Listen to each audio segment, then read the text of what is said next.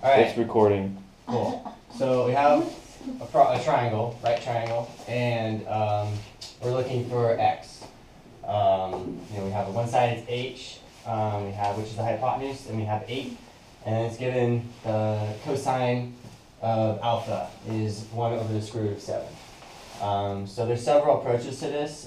We chose the easiest one, which is we know that the cosine is values of adjacent over hypotenuse. So we're going to just write, cosine equals adjacent over hypotenuse. So now that we know that, we can plug in the values of 8 over the hypotenuse. And so it's going to look like this.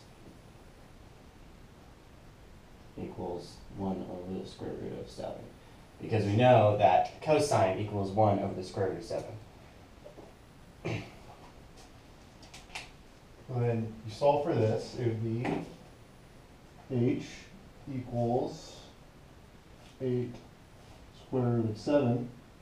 Because we did the cross multiply method, which is we set h times 1, which is 8, and then we set 8 to the square root of 7, and then we multiplied it, and we got h equals the square root of 7. So now we know the hypotenuse, which is 8 square root of 7.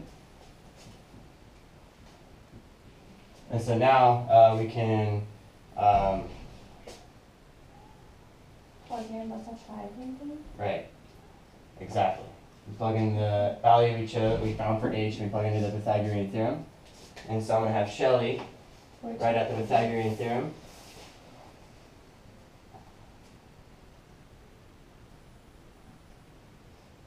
Knowing the values that we found, c squared, which is the 8 times the square root of 7, we just plugged in all the values for a, b, and c. And so now the formula is x squared plus 8 squared equals the 8 times the square root of 7 quantity squared. Now, the thing to note is you don't want to just take the square root off of take the square root off because it's just being squared. You want to square the whole problem inside the parentheses, not just the square root of 7. So now, if you multiply it out, you're going to have x squared plus 64 equals, it's going to be what, 64 times, no, it's good, yeah. 64 times 7. Yeah, right, thank you.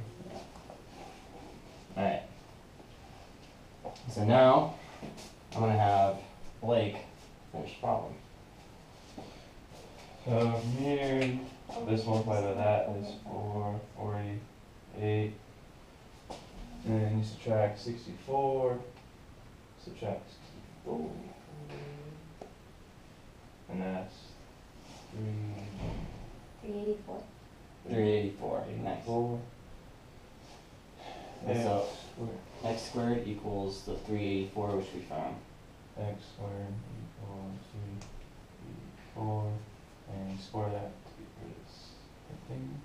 X equals The 19.6, and we should actually do approximately because it's a rounded problem. So now we're going to do a check, and the check, how we do it is we found an x value, and so now we're going to plug it back into the Pythagorean theorem, and I'm going to have Sonia actually do this. So we're going to plug the x value back into the Pythagorean theorem. I'll have 19.6 plus 64 equals The 8 square root of 7, which is the hypotenuse. so it's 448. Right. No, it's just the 8 square root of 7, which is the hypotenuse, which we found because we're just plugging it back into the Pythagorean theorem. And so now, when we add these two together, it should equal this value here. Now, I did bring a calculator, and let's see here.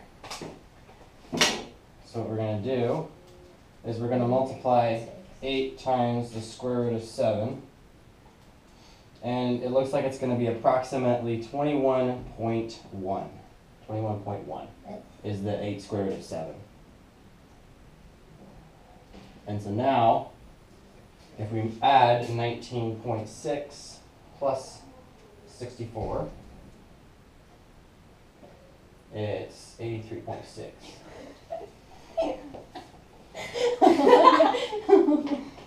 So we found an issue. Okay, we'll be back in a second. Wait, what? What we did wrong was we forgot to square 19.6. When we found x, and then when we put it back into the formula, we forgot to square it. So that's why we came up with a really wrong answer. So now we have 19.6 squared plus 8 squared equals the 8 times the square root of 7. So now if I go to my handy dandy calculator again, and we do 19.6 squared plus 8 squared is 448.16. So this side is 448.16. So now we're gonna do, You can't put this either. it's gonna be 8. You gotta squiggle it because it's an Oh, right, approximation. and he corrected me. It is an approximation, so we must squiggle it. So now we do 8 times 60. Wait, when we square the 8 times the square root of 7, it's going to be 64 times 7, which is 448. So approximately, it's not an exact value, so it's an approximation. So we're close enough. And that's how we check to find the exact value for x and to check that our x value is true. So there you have it.